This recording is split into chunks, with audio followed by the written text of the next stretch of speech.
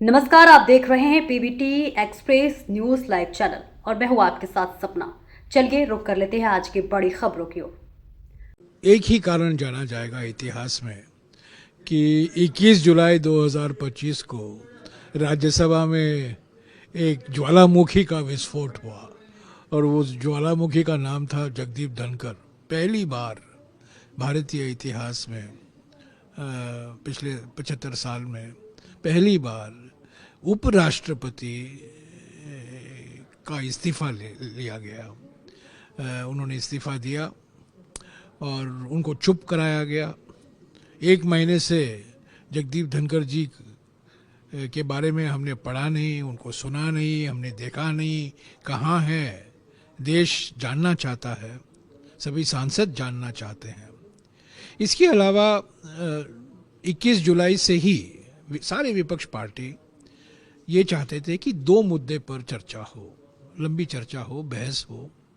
Pahalgam operation सिंदूर को लेकर चर्चा हो और बिहार में जो electoral roll special intensive revision हो रहा है, वोट बंदी, वोट चोरी जो बिहार में हम देख रहे हैं, 65 लाख लोगों का नाम हटाया गया है मतदाता सूची के से, तो इस पर चर्चा हो।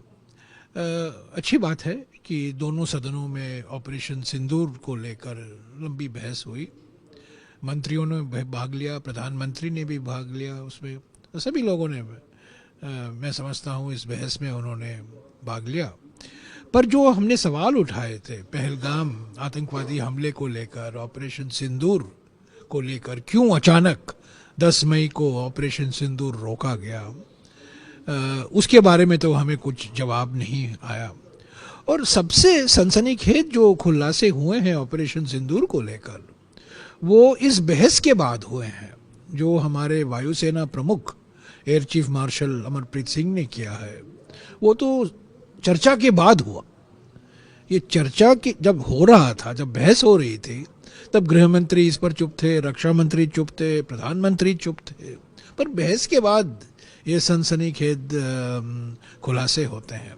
ऐसे तो जो मुद्दे हमने उठाए थे पहलगाम आतंकवादी हमले को लेकर, क्यों इतनी देरी हुई, जो आतंकवादी थे उनको न्याय के कटघरे लाने में कितनी देरी क्यों हुई, और ऑपरेशन सिंदूर को लेकर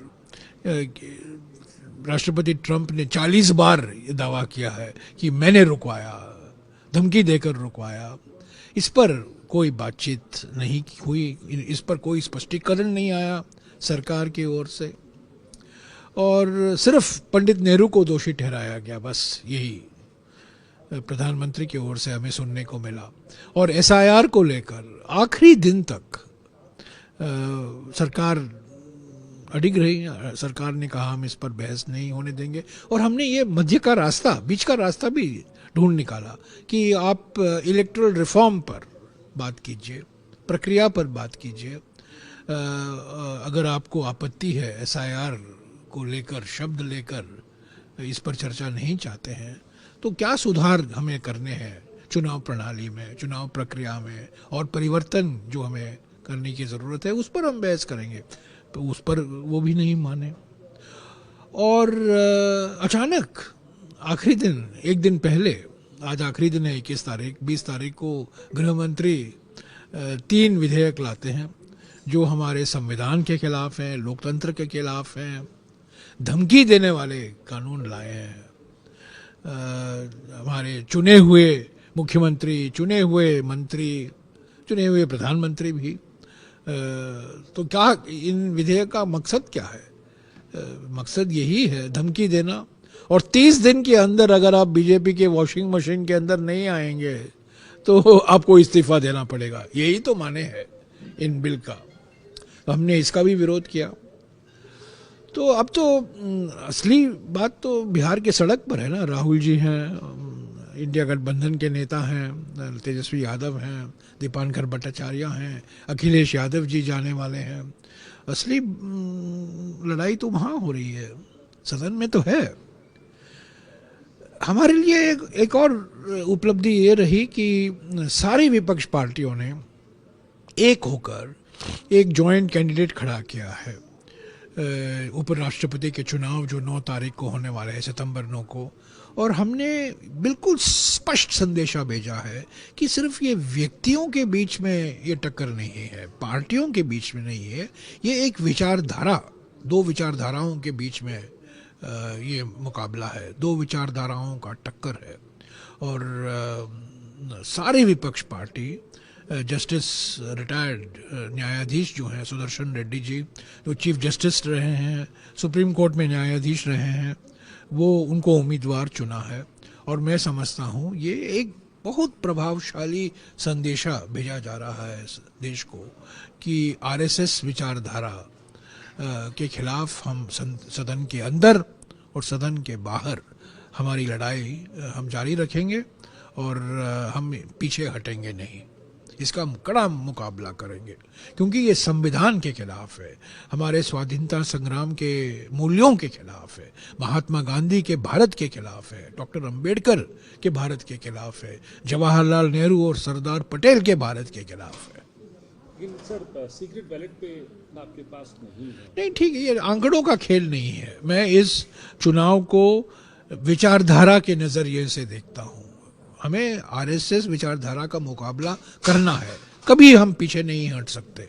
आंकड़ों का खेल अलग है, पर देखिए क्या होता है। 9 तारीख को चौंका देने वाले नतीजे भी आ सकते हैं।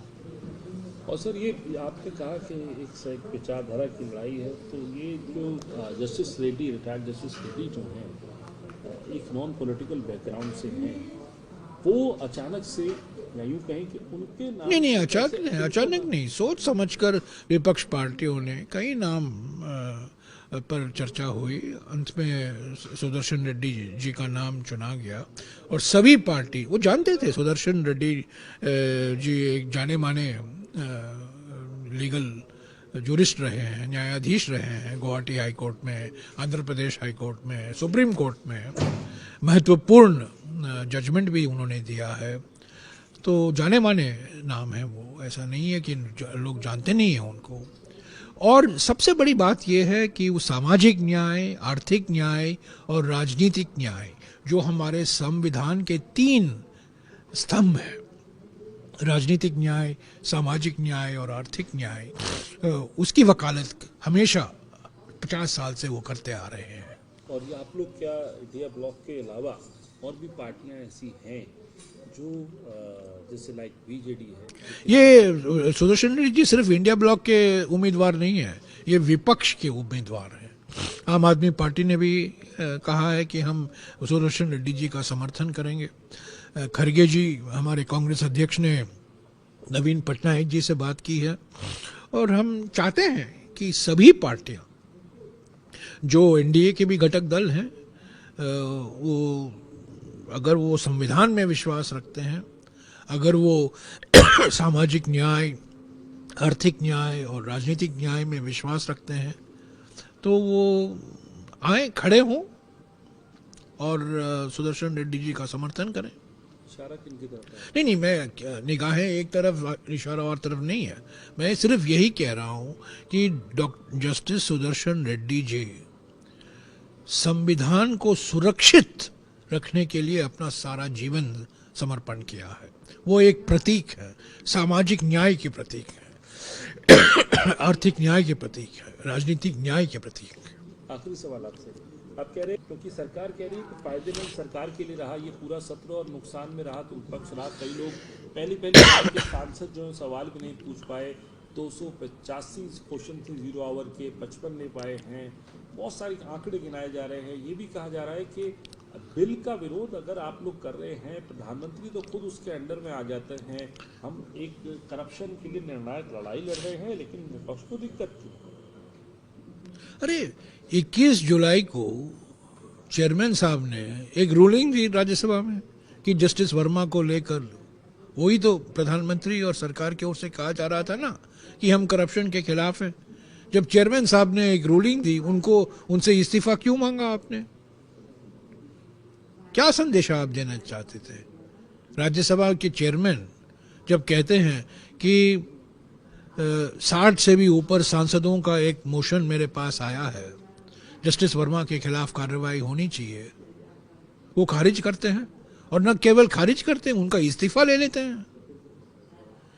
और ये बिल अचानक आप आखिरी दिन में लाते हो, एक दिन पहले आप लाते हैं, अचानक दिन में आप पास कराते हैं, हालांकि आपने एक सेलेक्ट कमेटी को भेजा है। तो इसका नियत क्या है, नियत क्या है, उस पर सवाल उठते हैं, टाइमिंग पर सवाल उठते हैं। और देखिए, जब लोकतंत्र की हत्या हो रही है, इलेक्शन कमीशन और वोट चोरी को लेकर कोई जवाब नहीं आया है, चीफ इलेक्शन कमिश्नर नेता प्रतिपक्ष को धमकी देते हैं, लाखों लोग, 65 लाख लोग का वोट छीना जा रहा है, इस माहौल में क्वेश्चन आवर, जीरो आवर क्या महत्व रखता है? हम संसद में क्यों आते हैं? संसद में आते हैं संविधान को सुरक्षित रखने के लिए। हम संसद में आते हैं ताकि हम लोकतंत्र की रक्षा करें। पर जब लोकतंत्र की हत्या खुद प्रधानमंत्री और उनके मंत्री, गृह मंत्री कर रहे हैं, संविधान की हत्या कर रहे हैं, संवैधानिक मूल्यों पर आक्रमण हो रहा है, इस बीच हम क्वेश्चन आवर और जीरो आवर की बात करेंगे? क्या मायने रखता है?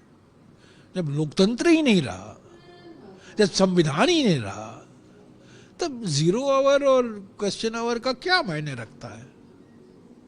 तो चुनाव आयोग ने तो आखिरी डेडलाइन दी, प्रेस कॉन्फ्रेंस 17 तारीख को। नहीं, चुनाव आयोग तो एक हफ्ते का समय मांगा कि राहुल गांधी हलफनामा दे दें। नहीं, चुनाव आयोग तो चुनाव आयोग हो गया है। चुनाव आयोग नाम है, हकीकत है चुनाव आयोग।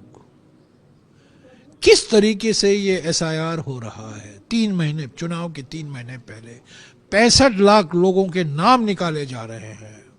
इलेक्टोरल रोल रिवोल्यूशन का माने ये होता है कि नाम निकाले जाते हैं जो मर गए हैं या और कहीं जगह चले गए हैं, और नए नाम जोड़ते हैं। यहां कोई नया नाम नहीं जोड़ा गया है, सिर्फ नाम हटाया जा रहा है। चुनाव के 2-3 महीने पहले और 6 महीने पहले आपने कहा था, जनवरी में खुद इलेक्शन कमीशन ने कहा है कि इस इलेक्टोरल रोल में कोई बदलाव की जरूरत नहीं, कोई परिवर्तन लाने की जरूरत नहीं।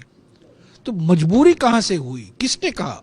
बिल्कुल साफ है, प्रधानमंत्री और गृह मंत्री ने कहा चुनाव आयोग को ये कराओ, क्योंकि वो जानते थे कि दलित का वोट, आदिवासी का वोट, पिछड़े वर्ग का वोट, अल्पसंख्यकों का वोट बीजेपी को नहीं जाएगा, इंडिया दल को जाएगा।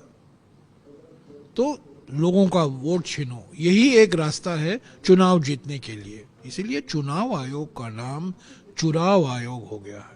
राहुल गांधी माफी नहीं मांगेंगे और हलफनामा किसके लिए माफी मांगेंगे? नहीं, जनता की क्या, किसके लिए माफी मांग रहे हैं? उन्होंने इलेक्शन कमीशन की जानकारी, इलेक्शन कमीशन की डेटा के आधार पर ही सवाल उठाए हैं। इलेक्शन कमीशन की जिम्मेदारी बनती है कि वो सवाल का जवाब दें।